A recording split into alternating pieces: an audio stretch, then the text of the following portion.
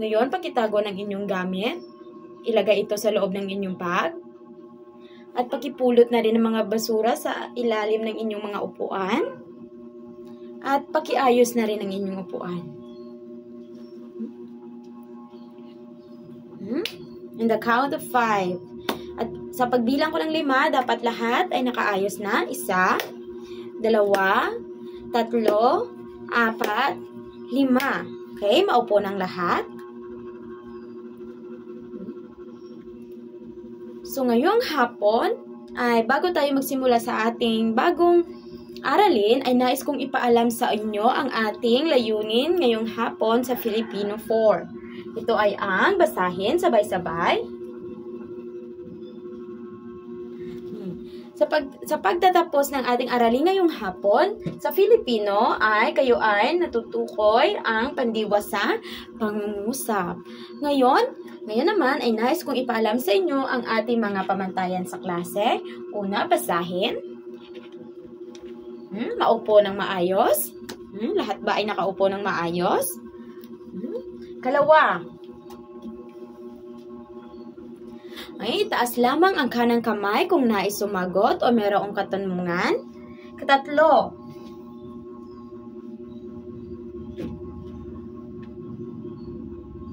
okay, huwag makikipag-usap sa katabi habang ang guro ay nagsasalita dito sa harapan. Kaapat, huwag ikalat ang mga basura. So, bago tayo tutungo sa ating bagong aralin, ano muna ang pinag-aralan natin kahapon? Ito ay tungkol sa? Tama, ito ay tungkol sa pangalan. Ano ang pangalan? Yes, tumayo. Ito ay nagsasaad ng pangalan ng tao, bagay, hayop, lugar, pook, or lugar o pook at pangyayari. Tama. Magbigay ng isang pangalan. Ana. Tama. Ano pa? Tama. Ano pa? Aso. Tama. Lahat ng inyong halimbawa ay tama. Ngayon, bago tayo tutungo sa ating bagong aralin, ay mayroon akong mga larawang ipapakita sa inyo. Unang larawan, tukuyin kung ano ang nasa larawan.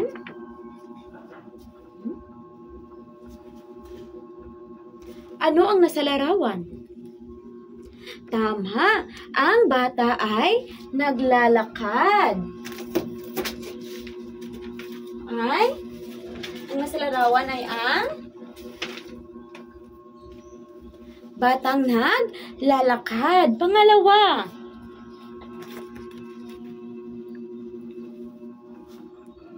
ano ito? Anong nasa larawan? Tama. Ang bata ay nagsusulat. Ba, nakita nyo? Ang bata ay nagsusulat. Ikatatlo.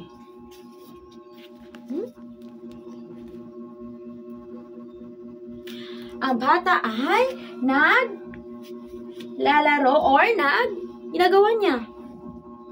Nag-exercise. Siya ay exercise. So, batay sa mga larawang ito, ano-ano kaya ang mga salita na masasabi kung ano ang ginagawa nila? Ano-ano kayang mga salita ang sinasabi or nagsasabi kung ano ang ginagawa nila? Halimbawa, naglalakad. Ito, nagsusulat. Ito, nag-exercise. Ano-ano kaya ang mga tawag sa or salitang tinatawag sa mga kilos nila? Mayroon ba kayong ideya kung ano ang tawag sa nagsasaad ng kilos? Wala? Wala. Ang mga kilos na ito ay ang mga kilos na nagsasabi kung ano ang kilos na ginagawa nila ay tinatawag nating pandiwa. Very good. Ano sa Ingles ang pandiwa? Tama, it's a verb. Okay. Ngayon, tutunghayan natin kung ano nga ba ang pandiwa.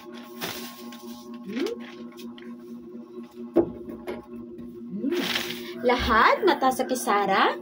Ano kaya ang pandiwa? Basahin? Sabay-sabay? Sabay-sabay basahin kung anong pandiwa?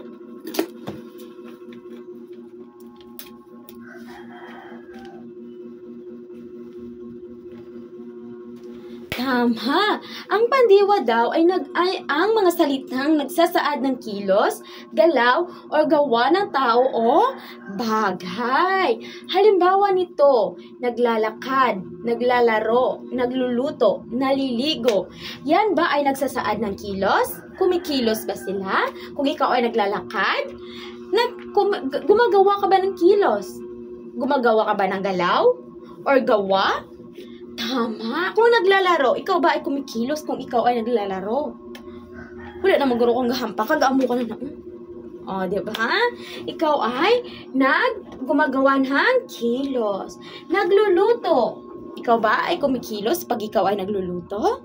Kung si nanay ba ay nagluluto, nakikita nyo nagluluto ang inyong nanay, kumikilos ba siya? Oo naman. Tama. Naliligo. Sino di kaligo adlaw?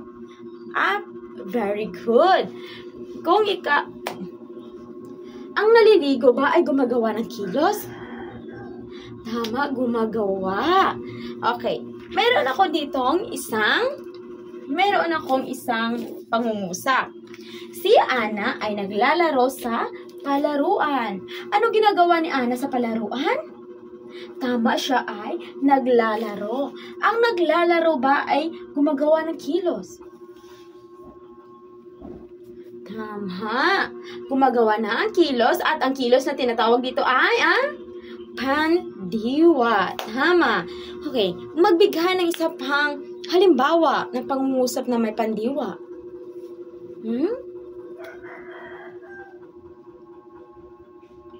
Tama, sila ay kakain sa plaza. Ang pandiwang ginamit natin ay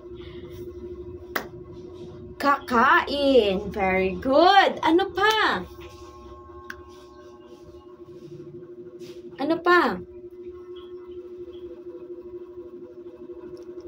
Sila ay sasayaw bukas. Tama, sila ay sasayaw bukas. Ang pandiwang ginamit natin ay sasayaw. Tama. So ngayon, mayroon pa bang katanungan?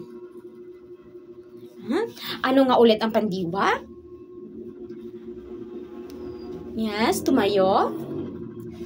Ang pandiwa ay ang mga salitang kilos or nagsasaad ng kilos. Tama. Okay, magbigay ng mga halimbawa.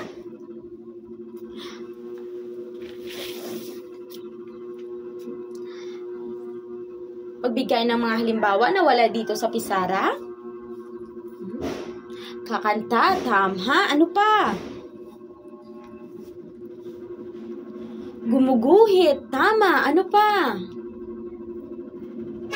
Umiiyak. Tama.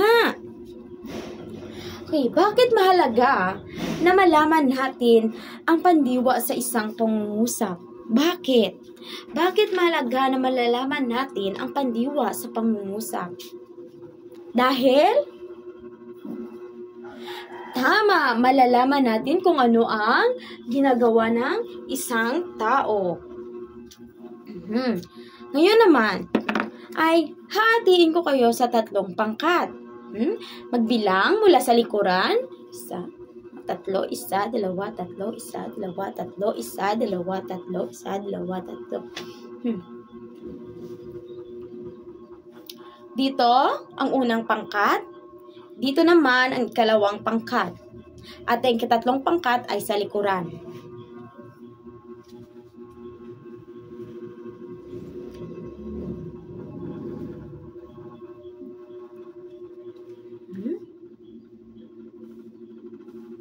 Ang gagawin natin ngayong hapon ay ang pandiwa poster. Ngayon, bago tayo dadako sa ating pangkatang gawain, ano muna ang mga pamantayan sa ating pangkatang gawain? Una, tama, pumili ng leader or pangulo, tagasulat, at tagaulat. Ikatatlo, pangalawa, tumulong sa gawain, tama. At tatlo, magbigay ng idea. Yun naman, ang dapat lamang ninyong gawin ay gumawa kayo ng isang poster na may limang pangungusap na gamit ng pandiwa. So, gagawa kayo ng isang poster na may limang pangungusap gamit ang pandiwa. Nagkakaintindihan ba tayo?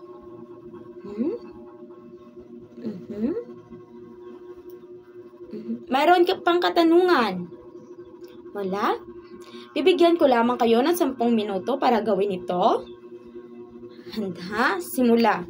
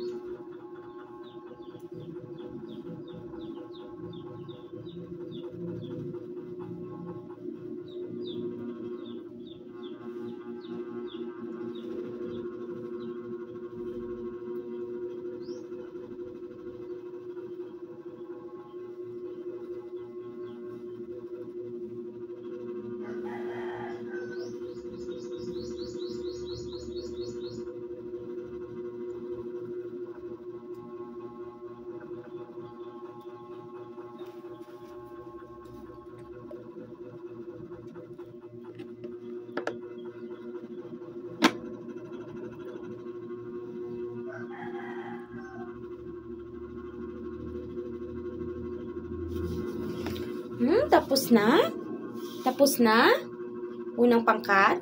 Tapos na gumawa? Ikalawang pangkat, tapos na ba? Okay, 5 minuto.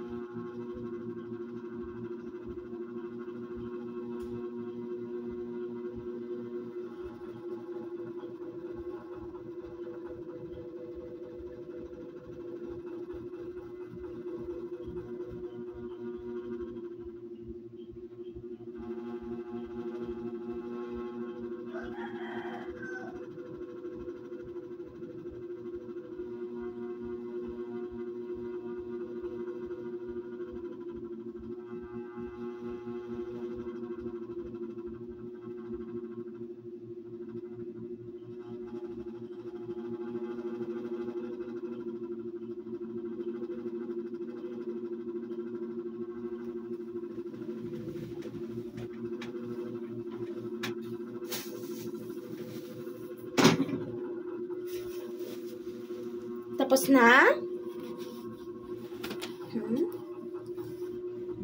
Okay. Bumalik na sa upuan.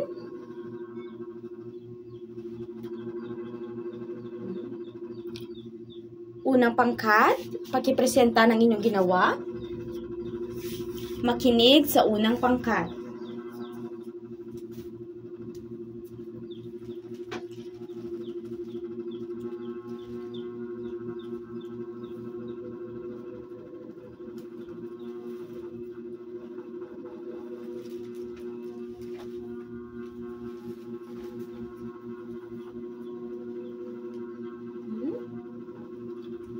Magaling unang pangkat.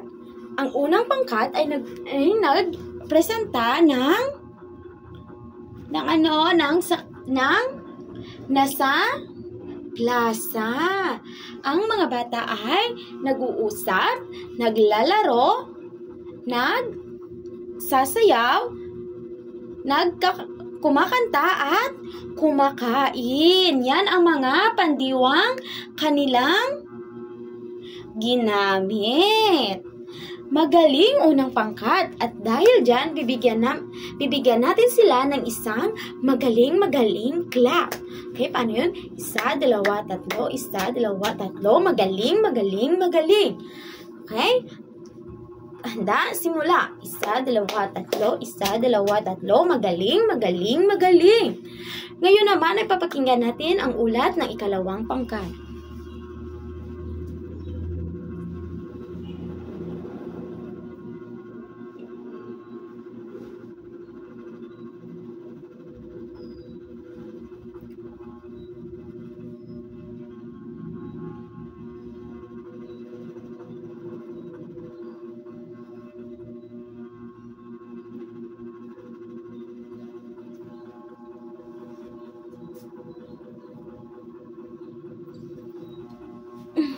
Magaling din ikalawang pangkat. Ang kanilang larawan ay nasa paaralan. Ang bata ay nag-aaral, nagbabasa, nagsusulat, gumuguhit at nag-uusap. Magaling ikalawang pangkat. Ngayon, bibigyan din natin sila ng isang magaling clap. 1, 2, 3, 1, 2, 3, magaling. Handa, simula. 1, 2, 3, 1, 2, 3, magaling. Ngayon, mayroon pa bang katanungan? Wala? At dahil walang katanungan, kumuha ng isang kapat na papel. Kumuha.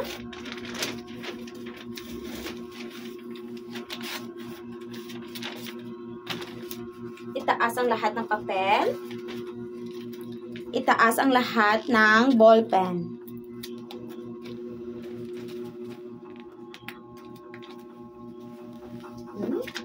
Isulat ang inyong pangalan. Bait kang.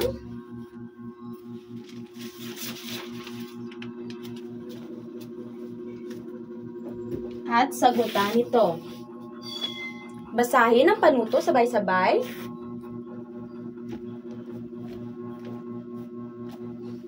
Okay, tukuyin ang pandiwa sa pangungusap at bilugan ito.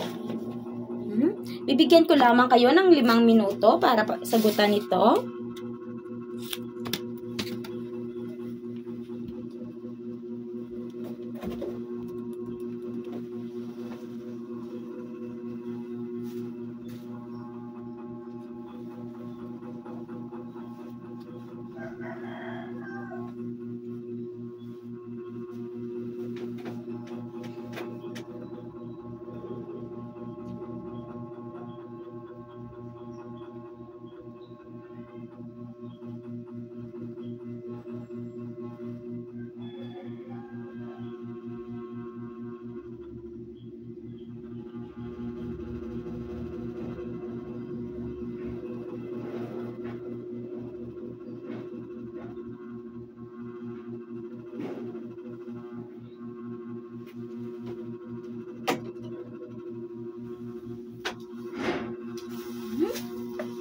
Tapos na? Okay, ating sasagutan. Muna, tukuyin ang pandiwa sa pangungusap at bilugan ito. basahin ang unang tanong.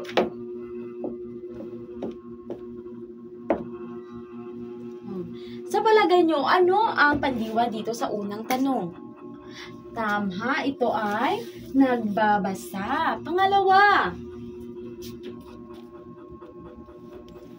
ano kaya ang pandiwa dito?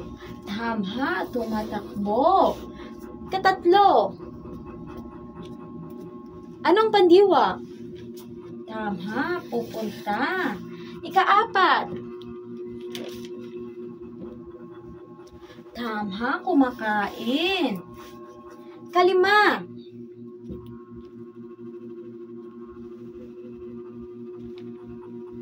ito ay ang maglalaro. Tama. Sino ang nakakuha ng 5 puntos? Itaas ang kamay ang nakakuha ng 5 puntos.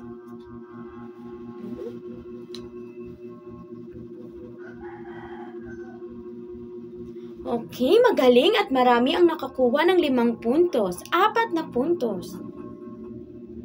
Magaling. 3. 2. 1. Okay. Dahil wala ang nakakuha ng 3 at pababa na score, ay bibigyan natin ng isang masigabong palakpakan ng ating mga sarili. Woo! Mayroon pa bang katanungan? Ngayon, kunin ang inyong takdang aralin na notebook. Takdang aralin na notebook. Isulat ang inyong takdang aralin. Kayo ay gagawa ng 5 pangungusap gamit ang pandiwa. Okay? Gumawa ng 5 pangungusap gamit ang pandiwa.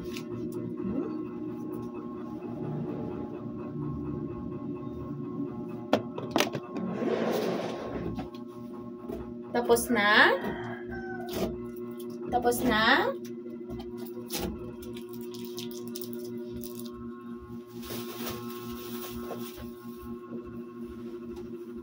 Sino pa yung sumusulat? Wala na, pakitago ng inyong mga gamit. Pakilagay ito sa loob ng inyong mga bag. At dito nagtatapos ang ating aralin sa Filipino ngayong hapon.